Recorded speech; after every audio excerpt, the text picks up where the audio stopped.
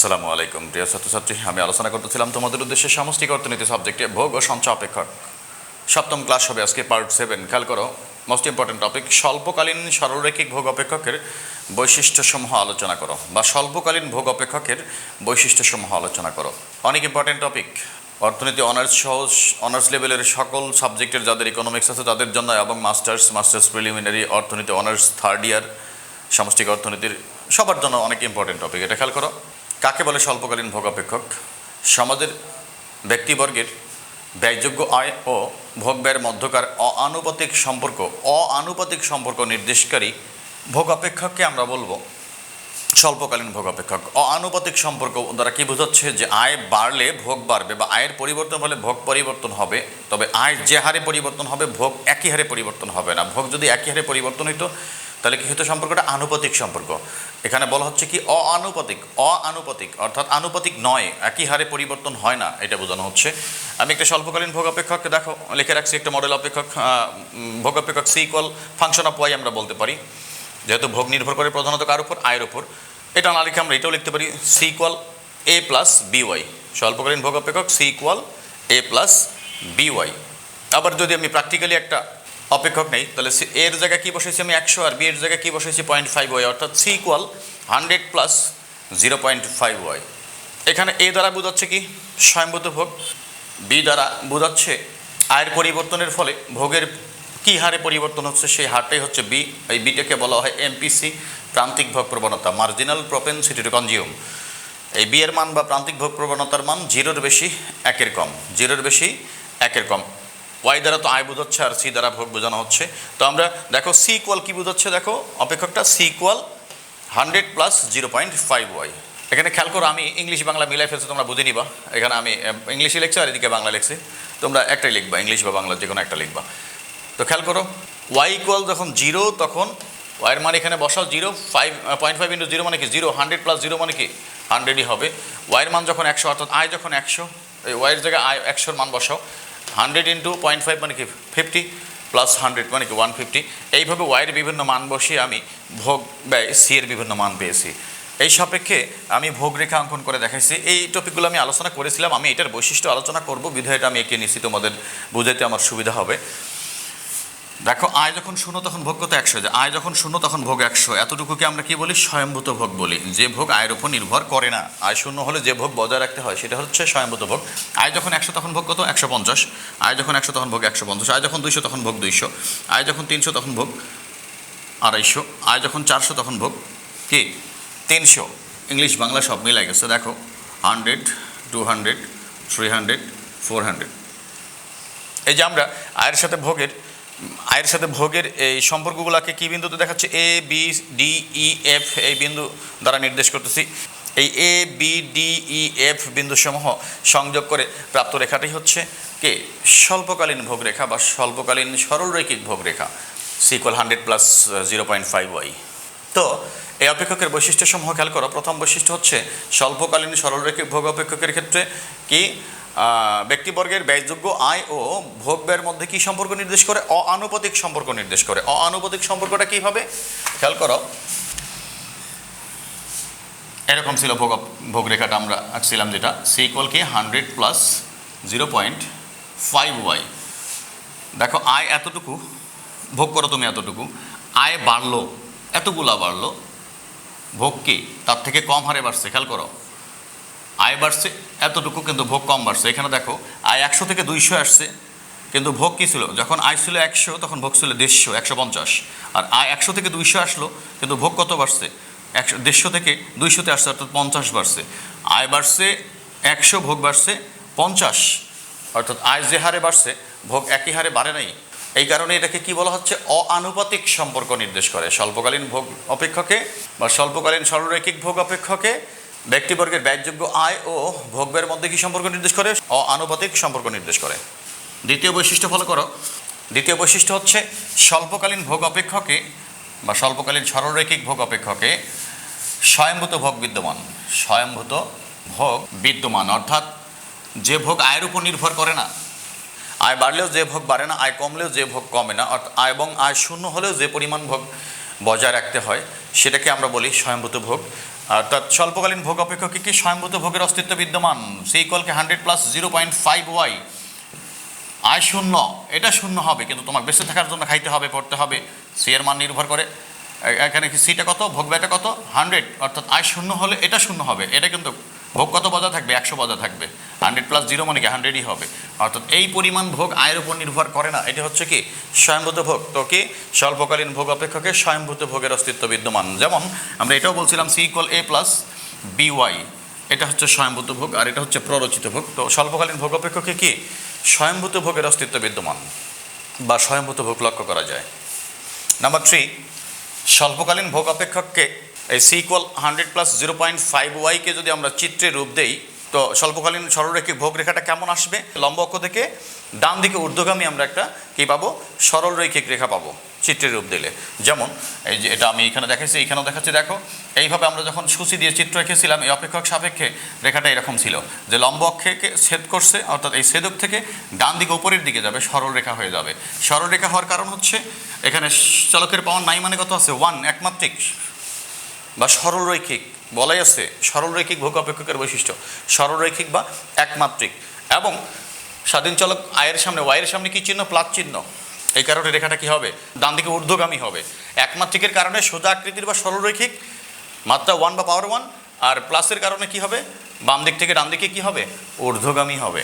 আচ্ছা আমি এটা লিখে দিচ্ছি, স্বল্পকালীন ভোগ অপেক্ষককে বা স্বল্পকালীন সরলরৈখিক ভোগ অপেক্ষককে চিত্রের রূপ দিলে লম্ব অক্ষ হতে ডান দিকে ঊর্ধ্বগামী সরল রেখা পাওয়া যাবে, যা স্বল্পকালীন ভোগ রেখা। চতুর্থ বৈশিষ্ট্য আমরা কি বলতে পারি, যে স্বল্পকালীন ভোগ সরলরৈখিক ভোগ অপেক্ষকের ক্ষেত্রে ব্যয়যোগ্য আয় বাড়ার সাথে সাথে আমাদের এপিসি বা গড়ভোগ প্রবণতা ক্রমশ হ্রাস পেতে থাকে। ব্যয়যোগ্য আয় বাড়ার সাথে সাথে গড়ভোগ প্রবণতা এপিসি এর মান ক্রমান্বয়ে কমতে থাকে। স্বল্পকালীন ভোগ অপেক্ষকের ক্ষেত্রে বা সরলরৈখিক ভোগ অপেক্ষকের ক্ষেত্রে ব্যয়যোগ্য আয় বাড়ার সাথে সাথে এপিসি অ্যাভারেজ প্রপেনসিটি টু কনজিউম গড়ভোগ প্রবণতার মান হ্রাস পায় বা ক্রমান্বয়ে হ্রাস পায়, ক্রমান্বয়ে কমতে থাকে বলতে পারো। মনে করো ডি বিন্দুতে যদি আমি দেখাই, এটা হবে ভোগ ব্যয় সি। খেয়াল করো ডি বিন্দুতে যদি আমি ফলো করি, ডি বিন্দুতে আয় কত, ডি বিন্দুতে আয় হচ্ছে 200 আর ভোগ কত 200। ডি বিন্দুতে এপিসি ইকুয়াল মোট ভোগ ব্যয়কে মোট আয় দ্বারা ভাগ, মোট ভোগ ব্যয় কত 200 আর মোট আয় কত 200 ইকুয়াল কত হবে 1। আবার ডি থেকে যদি তুমি ইতে আসো, এই বিন্দুতে এপিসি ইকুয়াল সেম সি ভাগ ওয়াই, এই বিন্দুতে ভোগ কত 250 আর আয় কত 300, তাহলে 250 ভাগ 300 অর্থাৎ 250 ভাগ 300, খেয়াল করো 250 ভাগ 300 ইকুয়াল 0.83। এফ বিন্দু ফলো করো, এফ বিন্দুতে APC equal C by Y, F বিন্দুতে ভোগ কত 300 আর আয় হচ্ছে 400, 300 ভাগ 400 ইকুয়াল 0.75। খেয়াল করে দেখো এই যে আয় ক্রমান্বয়ে বাড়তেছে 200, 300, 400, আর এপিসি ক্রমান্বয়ে কি হচ্ছে ক্রমান্বয়ে হ্রাস পাচ্ছে। অর্থাৎ স্বল্পকালীন ভোগ অপেক্ষকের ক্ষেত্রে বা স্বল্পকালীন সরলরৈখিক ভোগ অপেক্ষকের ক্ষেত্রে কি দেখতে পেলাম আমরা, যে ব্যয়যোগ্য আয় ক্রমান্বয়ে বাড়লে এপিসি এর মান কি ক্রমান্বয়ে হ্রাস পেতে থাকে। পঞ্চম বৈশিষ্ট্য ফলো করো, স্বল্পকালীন ভোগ অপেক্ষকের ক্ষেত্রে, স্বল্পকালীন সরলরৈখিক ভোগ অপেক্ষকের ক্ষেত্রে বা ভোগ অপেক্ষকের ক্ষেত্রে ব্যয়যোগ্য আয় পরিবর্তিত হলেও এমপিসি মার্জিনাল প্রপেনসিটি টু কনজিউম প্রান্তিক ভোগ প্রবণতা এমপিসি এর মান স্থির থাকে, অর্থাৎ এমপিসি এর কোনো পরিবর্তন হয় না। স্বল্পকালীন ভোগ অপেক্ষকের ক্ষেত্রে যদি ব্যয়যোগ্য আয় পরিবর্তন হয় বা ব্যয়যোগ্য আয় পরিবর্তন হওয়া সত্ত্বেও প্রতি ক্ষেত্রে এমপিসি মার্জিনাল প্রপেনসিটি টু কনজিউম প্রান্তিক ভোগ প্রবণতার মান কি একই থাকে বা স্থির থাকে, কোনো চেঞ্জ হয় না। যেমন আমি ডি বিন্দু থেকে বোঝাচ্ছিলাম, মনে করো ডি বিন্দুতে এমপিসি যদি তুমি ভাবো, ডি বিন্দুতে ভোগ কত, এমপিসি এর সূত্রটা কি, আয়ের পরিবর্তনের ফলে ভোগের যে পরিবর্তন, আয়ের পরিবর্তন ডেল ওয়াই মানে কি আয়ের পরিবর্তন, ডেল সি মানে কি ভোগের পরিবর্তন। আয়ের পরিবর্তনের ফলে ভোগের যে পরিবর্তন, দুই পরিবর্তনের অনুপাতকেই বলা হয় প্রান্তিক ভোগ প্রবণতা, বা ভোগ ব্যয়ের পরিবর্তনকে আয়ের পরিবর্তন ব্যয়যোগ্য আয়ের পরিবর্তন দ্বারা ভাগ করলে যে মান পাবো সেটাকে বলা হয় প্রান্তিক ভোগ প্রবণতা। তো ডি বিন্দুর এমপিসি বের করার জন্য আমাদের পরিবর্তন দরকার। ডি বিন্দুতে আয় কত 200 আর ভোগ ব্যয় কত 200, পরিবর্তন দরকার। ডি থেকে ইতে আসো, আয় কত বাড়লো 200 থেকে 300 আসলো, আয় বাড়লো কত, আয়ের পরিবর্তন হচ্ছে 100, আয়ের পরিবর্তন হচ্ছে 100। আর ভোগ ব্যয় কত, ডি বিন্দুতে ভোগ ব্যয় ছিল 200 আর ই বিন্দুতে সাথে ভোগ ব্যয় কত হয়েছে 250, তাহলে 250 বিয়োগ 200 কত পরিবর্তন হইল 50, অর্থাৎ 50/100 মানে কি 0.5। আবার যদি তুমি এই বিন্দুতে এমপিসি বের করতে চাও, এমপিসি ইকুয়াল আবারও same del Y del C. এই বিন্দুতে তোমার আয় কত 300, ভোগ হচ্ছে 250, তো পরিবর্তন দরকার। তাহলে পরিবর্তন আরেকটা বিন্দু বিবেচনা করতে হবে এফ। ই থেকে এফ তুমি আসলা, আয় কতটুকু বাড়লো 300 থেকে 400 গেল, অর্থাৎ আয়ের পরিবর্তন হচ্ছে 100।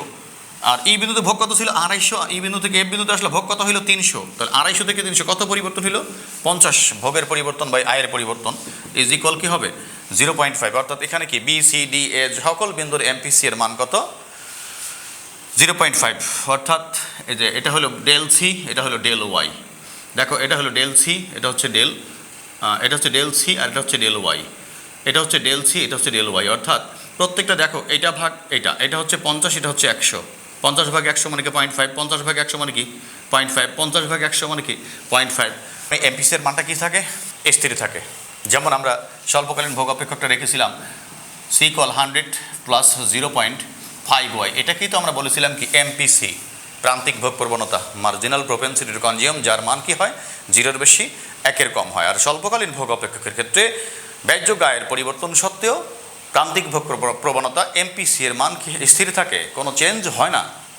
নাম্বার 6, স্বল্পকালীন ভোগ অপেক্ষকের ক্ষেত্রে ব্যয়যোগ্য আয়ের প্রতি স্তরেই প্রান্তিক ভোগ প্রবণতা অপেক্ষা গড় ভোগ প্রবণতার মান বেশি থাকে। সবসময়ই প্রান্তিক ভোগ প্রবণতা অপেক্ষা গড় ভোগ প্রবণতার মানটা বেশি থাকে। স্বল্পকালীন সরল রৈখিক ভোগ অপেক্ষকের ক্ষেত্রে আয়ের প্রত্যেক বা সকল স্তরে ব্যয়যোগ্য আয়ের বোঝাচ্ছে এটা এমপিসি অপেক্ষা এপিসি বেশি হয়। খেয়াল করো, বি বিন্দুতে এপিসি যদি আমি বের করি, বি বিন্দুতে এপিসি ইকুয়াল, বি বিন্দুতে আয় কত 100 আর ভোগ ব্যয় কত 150, অর্থাৎ এপিসি ইকুয়াল কি সি বাই ওয়াই, 150/100 ইকুয়াল কি 1.5। আর বি বিন্দুতে যদি আমি এমপিসি বের করি, বি বিন্দুতে MPC equal del Y del C. আয়ের পরিবর্তন সাপেক্ষে ভোগের পরিবর্তন, দুই পরিবর্তনের অনুপাত, অর্থাৎ ভোগের পরিবর্তনকে আয়ের পরিবর্তন দ্বারা ভাগ করে যে মান পাবো সেটা হচ্ছে এমপিসি এর মান। আমরা কোন বিন্দুতে এমপিসি বের করবো, বি বিন্দুতে।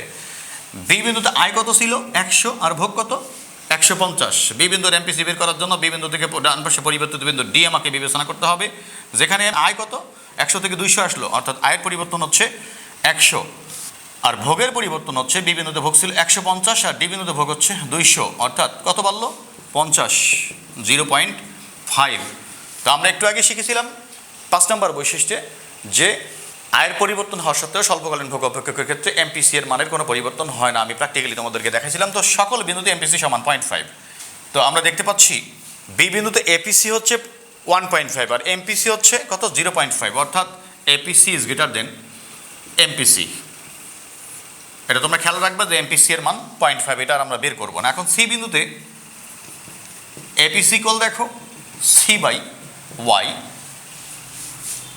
সি বিন্দু তো না এখানে, ডি বিন্দুতে এপিসি, সি ডি বিন্দুতে ভোগ কত 200, আয় কত 200/200 ইজ ইকুয়াল কি 1, যা কি এমপিসি 0.5 অপেক্ষা বেশি। সর্বশেষ বিন্দুতেও যদি আমি বের করি, দেখো এফ বিন্দুতে APC equal C by Y, C কত 300, ওয়াই হচ্ছে 400, অর্থাৎ 0.75, যা এমপিসি 0.5 অপেক্ষা বেশি। যেটা খেয়াল করো যে স্বল্পকালীন ভোগ অপেক্ষকের আয়ের সকল স্তরেই এমপিসি এর মান স্থির, অর্থাৎ 0.5ই হবে। একটা এমপিসির মান যত পাবো প্রত্যেকটা স্তরে, আয়ের প্রত্যেক স্তরেই কে এমপিসির মান কোনো পরিবর্তন হবে না। এই কারণে আমি এই সকল বিন্দুর এমপিসি বের করলাম না, আর জাস্ট এপিসি বের করে দেখাইলাম আমি, যে আমি বি বিন্দুতে এপিসি বের করে দেখেছিলাম এমপিসি 0.5 অপেক্ষা বেশি, এবং সর্বশেষ বিন্দু এফ বিন্দুতে আমি এপিসি বের করে দেখলাম কত আসছে 0.75, যা এমপিসি 0.5 অপেক্ষা বেশি। তো আমরা বলতে পারি স্বল্পকালীন ভোগ অপেক্ষকের ক্ষেত্রে আয়ের সকল স্তরে প্রান্তিক ভোগ প্রবণতার মান অপেক্ষা গড় ভোগ প্রবণতার মান বেশি হয়, খেয়াল রাখবা। নাম্বার 7 নম্বর বৈশিষ্ট্য আমরা বলতে পারি, সপ্তম বৈশিষ্ট্য, যে স্বল্পকালীন ভোগ অপেক্ষকের ক্ষেত্রে বা এ ধরনের ভোগ অপেক্ষকের ক্ষেত্রে ব্যয়যোগ্য আয়ের প্রেক্ষিতে ভোগ স্থিতিস্থাপকতার মানটা সবসময় কী হবে, 1-এর চেয়ে কম হবে। এই ধরনের ভোগ অপেক্ষকের ক্ষেত্রে ব্যয়যোগ্য আয়ের প্রেক্ষিতে ভোগ স্থিতিস্থাপকতার মান সবসময় 1-এর কম হবে, 1-এর কম হবে। আমি যদি শর্টকাট তোমাদেরকে দেখাই, আয় ভোগ সি, আয় যখন 300 তখন ভোগ 250, আয় যখন 400 তখন ভোগ হচ্ছে, তাহলে আয়ের শতকরা পরিবর্তন এখানে কত আমরা জানি কি, এখানে ভোগটা কার উপর নির্ভর করে, আয়ের উপর নির্ভর করে, ভোগ নির্ভর করে আয়ের উপর। তাহলে স্বাধীন চলক হলো আয় আর অধীন চলক হচ্ছে ভোগ। তাহলে স্বাধীন চলক আয়ের শতকরা পরিবর্তনের ফলে অধীন চলক ভোগের যে শতকরা পরিবর্তন হয়, দুই পরিবর্তনের অনুপাতকেই আমরা বলবো ভোগ স্থিতিস্থাপকতা। তাহলে ভোগ স্থিতিস্থাপকতা ইলাস্টিসিটি অফ ভোগ কনজিউম ইকুয়াল আয়ের শতকরা পরিবর্তন হবে, আয়ের শতকরা পরিবর্তন হবে নিচে, আর ভোগের শতকরা পরিবর্তন, অধীন চলক ভোগের শতকরা পরিবর্তন হবে উপরে। তাহলে আয়ের শতকরা পরিবর্তন যদি আমি বের করতে চাই, অর্থাৎ এটা বোঝাচ্ছে 300 থেকে 400 আসছে, তাহলে কত পরিবর্তন হয়েছে, 100, অর্থাৎ 300 পরিবর্তন হয়, 300 দেখো 300 থেকে পরিবর্তন হয় 100, 100 থেকে 1 থেকে পরিবর্তন হয় 100/300, আর শতকরা পরিবর্তন মানে কি 100 থেকে পরিবর্তন হয় 100 গুণ 100/300 ইকুয়াল 100 গুণ 100 মানে কি 10,000 ভাগ 300 ইকুয়াল 33.33%, অর্থাৎ আয়ের শতকরা পরিবর্তন হচ্ছে 33.33%। আর ভোগের শতকরা পরিবর্তন, ভোগের পরিবর্তন কত, অর্থাৎ মূল ভোগ কত 250, পরিবর্তন কত 500 না 50, 250 থেকে 300 পরিবর্তন হচ্ছে 50 গুণ শতকরার কারণে গুণ 100। তাহলে দেখো এখানে 100 আর 50 গুণ করলে কত হবে 5000, 5000 ভাগ 250 ইকুয়াল কত পাইলাম আমরা 20, অর্থাৎ আয়ের শতকরা পরিবর্তন হচ্ছে 33.33% আর ভোগের শতকরা পরিবর্তন হচ্ছে 20%। তাহলে ভোগের পরিবর্তন হচ্ছে 20%, খেয়াল করো, ভোগের শতকরা পরিবর্তন 20%, আয়ের শতকরা পরিবর্তন হচ্ছে 33.33%। তাহলে 20 ভাগ 33.33 ইকুয়াল 0.60, অর্থাৎ এটা কি 1-এর চেয়ে কম।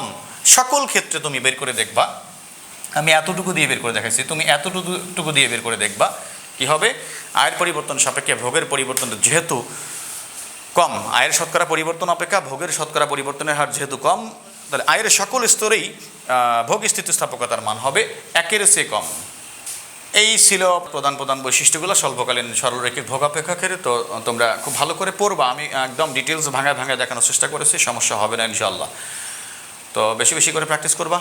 যারা এখনও আমার চ্যানেল সাবস্ক্রাইব করে নেই তারা সবাই আমার চ্যানেল সাবস্ক্রাইব করবা, আর আমার ক্লাস ভালো লাগলে অবশ্যই আমার প্রত্যেকটা ভিডিও শেয়ার করবা। তো সবাই ভালো থাকো, সুস্থ থাকো, আল্লাহ হাফিজ।